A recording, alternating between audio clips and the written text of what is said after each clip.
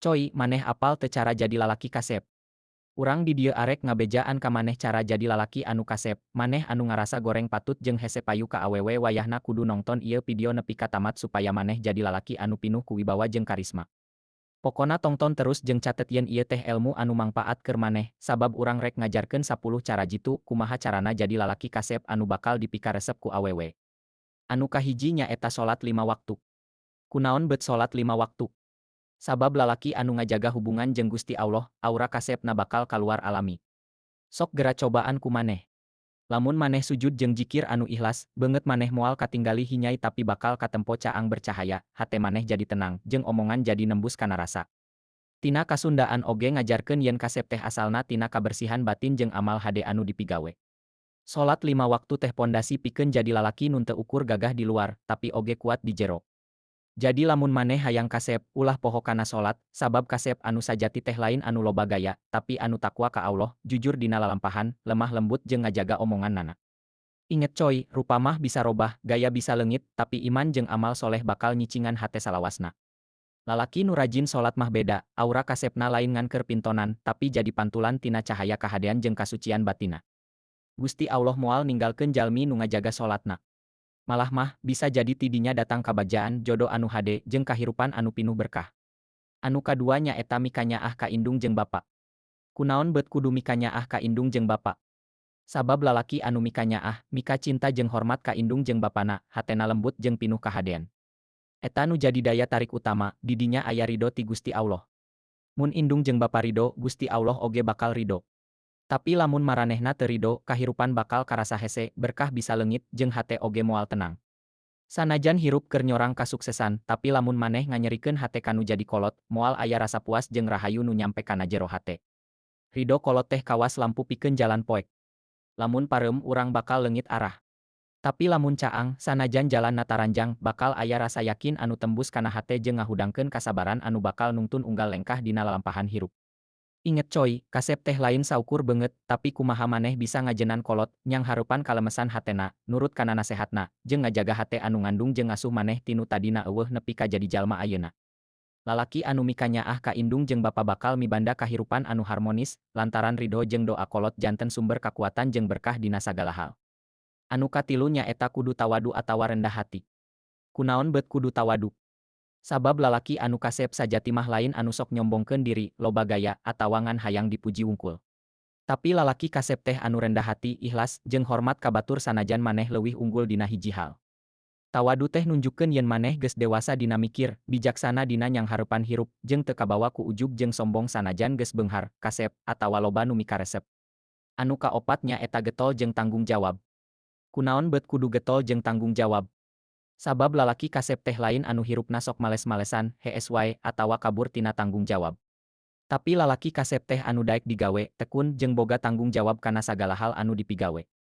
Getol jeung tanggung jawab teh nunjukkeun yen maneh teh geus siap nyang hareupan hirup, teu gampang nyerah dina kaayaan keur susah atawa teu gableug duit, tapi tetep daek usaha jeung mikirkeun solusi pikeun ngarobah nasib jadi leuwih hade. Lalaki nu getol jeung tanggung jawab mah jadi panutan keur batur, utamana keur kulawarga jeung lingkungan sabudeureunana. Ku cara kitu, maneh jadi lalaki nu teu ukur kasep di panon jalma, tapi oge dipikanyaah jeung dihormat lantaran integritas jeung komitmen nu dipiboga. Inget coy, kasep teh lain ukur soal penampilan, tapi kumaha maneh bisa dipercaya jeung diandelkeun dina sagala kaayaan. Lalaki anu getol jeung tanggung jawab bakal jadi cahaya caang anu bisa nungtun manehna sorangan jeung jalma-jalma di sakurilingna. Ku kituna, getol jeung tanggung jawab teh jadi kunci supaya kahirupan leuwih lancar, harmonis, jeung pinuh ku kabajaan. Anu kalima nyaeta kudu nyarita lemes jeung sopan. Kunaon beut kudu nyarita lemes jeung sopan? Sabab lalaki kasep teh teu saukur nu katinggali tina gayana wungkul, tapi oge kumaha cara maneh nyarita jeung ngahargaan batur. Nyarita lemes jeung sopan nunjukkeun yen maneh boga adab, sopan santun, jeung hormat ka sasama. Ieu teh hiji tanda lalaki anu dewasa jeung bijaksana. Lamun maneh ngomong kasar, batur bakal ngajauhan, malah awewe oge bisa ngarasa teu nyaman. Tapi lamun maneh nyarita kalem, sopan, jeung make basa anu hade, eta bakal ngangkat wibawa jeung karisma maneh. Nyarita lemes oge ngajaga hubungan jadi harmonis, boh jeung kulawarga maneh, sobat maneh, barudak maneh atawa jalma-jalma di sabudeureun maneh. Ari sopan santun teu kudu pura-pura, tapi kudu asal tina hate anu ikhlas jeung niat hade. Lalaki kasep teh anu bisa ngatur omongan supaya ngahudangkeun rasa hormat jeung kapercayaan, lain ngan ukur nyarita pikeun pintonan wungkul. Inget coy, lemes dina omongan teh jadi cerminan hate anu bager jeung budi pekerti anu luhur. Lalaki anu nyarita lemes jeung sopan bakal leuwih dipikaresep jeung dihormat ku batur, sabab omonganna ngajaga rasa hormat jeung kapercayaan antara maneh jeung batur. Ku kituna, nyarita lemes jeung sopan teh jadi kunci pikeun ngawangun hubungan anu harmonis, ngajaga silaturahmi, jeung angkat martabat diri salaku lalaki kasep anu dipikanyaah ku balarea. Anu kagenep nya eta kudu make baju nu bersih jeung pantes. Kunaon beut kudu make baju anu bersih jeung pantes? Sabab baju anu bersih jeung rapih teh jadi gambaran kahadean diri jeung rasa hormat ka diri sorangan jeung batur. Lalaki kasep teu saukur ngurus batin jeung omongan, tapi oge ngajaga tampilan supaya batur ngarasa nyaman jeung ngajadikeun maneh dipikaresep. Lamun maneh make baju anu kotor, kucel, kuleuheu, bau, atawa teu pantes, komo mamanjawa alias mamantes maneh bari jeung ngewamah, batur oge bisa nganggap maneh teu disiplin atawa teu perhatian ka diri sorangan, anu bisa nurunkeun wibawa jeung karisma.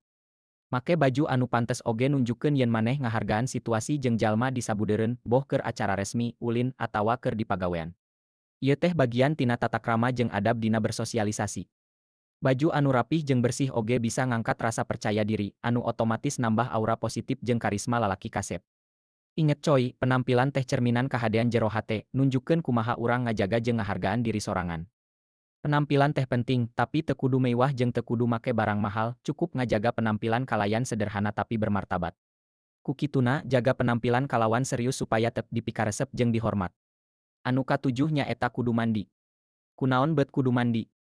Sabab mandi teh dasar utama tina kabersihan, sarta kabersihan teh bagian tina iman.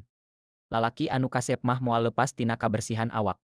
Sanajan beungeut buleud, bodas, jangkung, atawa boga jenggot anu rapih, tetep lamun maneh tara mandi mah bakal bau awak jeung maneh bakal katinggali ku leuheuk. Moal aya nu betah deukeut jeung maneh sabab maneh bakal katinggali pikageuleuheun batur. Kabersihan awak teh jadi kesan munggaran nu langsung karasa ku batur, utamana ku awewe. Lalaki nu getol kana mandi, ngurus kulit, ngurus bau awakna, bakal nimbulkeun rasa nyaman jeung kapercayaan tina sabudeureun. Inget coy, mandi teh lain ngan saukur ngaleungitkeun bau awak, tapi oge pikeun ngajaga kasehatan kulit, ngaleungitkeun kuman, jeung ngamurnikeun diri tina sagala kokotor anu numpuk. Lamun maneh mandi 2 kali sapoe, komo lamun 7 kali mah leuwih hade, make sabun, sampo, jeung huntu maneh disikat supaya bersih, eta teh geus jadi bagian tina kasep lahiriah jeung batiniah. Anu kadalapan nya eta kudu make minyak seungit. Kunaon beut kudu make minyak seungit? Sabab eta teh salah sahiji senjata rahasia lalaki zaman ayeuna.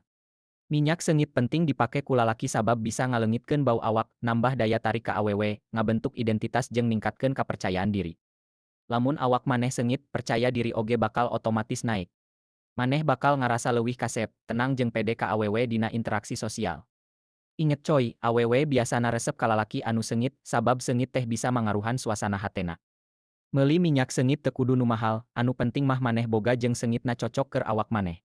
Anu kasalapan nya eta kudu ngabersihan jenggot atawa kumis.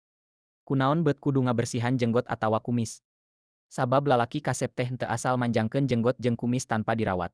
Sanajan jenggot jeung kumis teh bisa nambah wibawa, tapi lamun teu dibersihan jeung teu dirapihkeun, nu aya mah malah ngaganggu penampilan jeung ngajadikeun maneh katempo sembrang. Jenggot jeung kumis anu kotor, acak-acakan, jeung bau teh bisa ngaleungitkeun daya tarik nu sabenerna. Lalaki kasep teh bisa ngatur penampilan diri, ngatur panjang pondokna jenggot, ngajaga kabersihan, jeung make minyak jenggot mun boga mah supaya tep lemes jeung hade katingalina. Eta teh nunjukkeun yen maneh teh resik, disiplin, jeung mika cinta ka diri sorangan. Inget coy, kasep teh lain ngan saukur masalah beungeut, tapi kumaha cara maneh ngurus awak sorangan.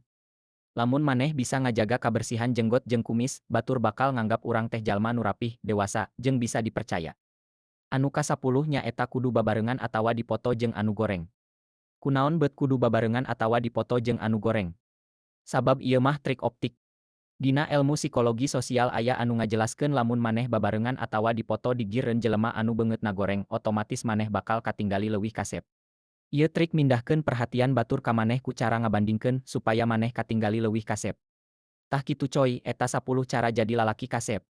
Kasimpulanna ieu kudu dicatet jeung dipraktekkeun ku maneh, jadi lalaki kasep teh lain ngan saukur urusan beungeut, jangkung, atawa gaya. Tapi kasep sajati teh datangna tina kahadean batin, kabersihan diri, jeung kumaha urang nyang harepan hirup kalayan iman, tanggung jawab, jeung rasa hormat ka sasama. Kasep teh bisa dikembangkeun, lain ngan keur jalma nu ti lahir geus boga beungeut kasep, tapi keur saha wae anu daek ngarobah jeung usaha pikeun jadi leuwih hade, boh lahirna boh batinna. Sakitu heula ti simkuring hampura bisi aya kata-kata anu kurang merenah dina nepikeun ieu carita. Carita ieu disuguhkeun teu saukur pikeun mere pituduh, tapi oge dibarengan ku hiburan supaya leuwih ngareunah tur gampang ditarima. Tong hilap like, komen jeung subscribe channel YouTube Aing konten edukatif 8087.